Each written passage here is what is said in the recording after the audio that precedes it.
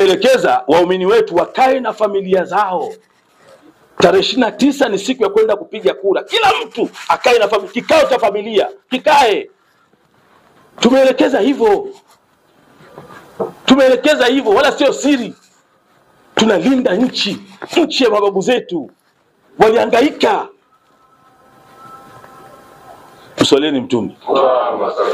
Mama Samia ni mwanamke, lakini si kama mwanamke. Utafiti umefanywa, umethibitisha. Mama Samia anaambiwa habari, rais amekufa, yuko Tanga. Ghafla. Sasa itakuwaje? Mama rais wewe sasa, mimi sasa wewe. Akili na mjia anatazama jeshi, anatazama mpaka ya nchi. Mimi siwezi wazee. Wewe. Katiba inakutaka wewe. Anachukua nchi. Lakini wakati anachukua nchi, kuna miradi ya mabilioni ya fedha imeanzishwa afu haijafika hata 50% yote. Afu yule mama anachukua nchi, afu anasimama na mtawakal Mungu. Ndani ya miaka 4 Busisi ilikuwa 24 26 imekwisha kwa 100%.